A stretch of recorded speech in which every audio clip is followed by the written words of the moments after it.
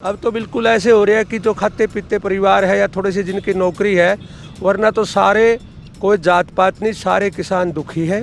और ये बीजेपी को बिल्कुल एक ब्रांडेड होगी कि ये किसानों के तो मतलब फंडामेंटली खिलाफ है, विचारधारा से ही खिलाफ। बीजेपी को तो हटाना ही पड़ेगा हर हालत में। ना उसमें कोई जात पात है और ना उसमें कोई और दूसरी बात है, उनको खुद का नुकसान है। 10 साल हो गए, किसान हैं आप लोग, क्या स्थिति है राज्य की? बीजेपी ने किसान को ऐसा लगता है कि पहले से प्री प्लान थी कि इसको नीचे ले जाना है, भाई आगे कोई लोग आंदोलन करने वाला ना रहे, और यदि ये कमज़ोर हो गए ना तो और किसी की हिम्मत है नहीं।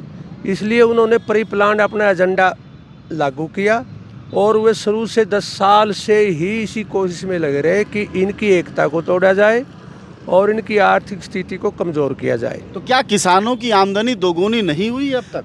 2022 में उसने थोड़ा सा जो जनवरी में ही कहा था। जनवरी में उस टाइम कहा था, और उससे थोड़ा सा उस टाइम उनकी क्रेडिबिलिटी प्रधानमंत्री की ठीक ठाक थी, तो लोगों ने सोचा कोई ना कोई चमत्कार होगा।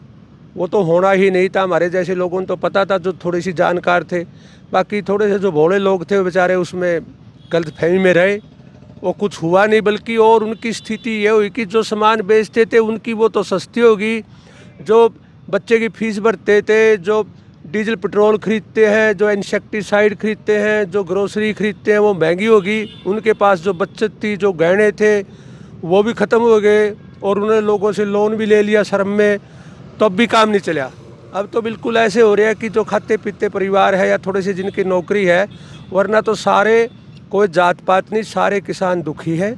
और ये बीजेपी को बिल्कुल एक ब्रांडेड होगी कि ये किसानों के तो मतलब फंडामेंटली खिलाफ है, विचारधारा से ही खिलाफ है। अच्छा, एक चीज़ बताइए कि क्या वाकई जो मध्य वर्ग के लोग थे खाते पीते, वो क्या गरीब हुए हैं इस सरकार में? वो इस तरह गरीब हुए कि उनकी वेजेज बढ़ी नहीं और महंगाई बढ़ गई, और आगे लोगों को रोज़गार नहीं मिला। उनको 3 नुकसान हुआ। उनके अगली जनरेशन को रोज़गार नहीं मिला। जो लोग वहाँ उस टाइम काम कर रहे थे उनकी वेजेज उतनी नहीं बढ़ी जितनी उन्होंने, महंगाई बढ़ गई और उनकी अपनी बचतें ख़त्म हो गई। और वो सारा का सारा महसूस कर रहे, बस ये इंतज़ार कर रहा था कि और तो उनके पास टाइम नहीं। उनके पास तो 2 घंटे वोट डालने के लिए थे, और अब वे बिल्कुल ना किसी को बताते, और बिल्कुल इत्मीनान से उनको ये पता भी है, वो जानकार भी है और लोगों से, कि बीमारी यहाँ पर है। बीजेपी को तो हटाना ही पड़ेगा हर हालत में। ना उसमें कोई जात पात है और ना उसमें कोई और दूसरी बात है, उनको खुद का नुकसान है।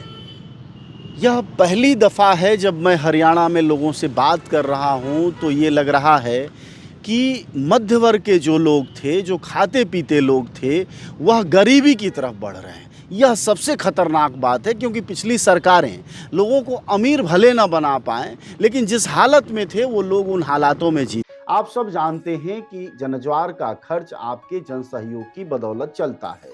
आप भी जनसहयोग में शामिल हों और आज़ाद और स्वतंत्र पत्रकारिता को बनाए रखने के हमारे इस महाअभियान में शामिल हों। हमें इंतजार रहेगा आपके सहयोग का, क्योंकि आपका सहयोग ही हमारी मजबूती का सबसे ताकतवर रास्ता है। धन्यवाद साथी।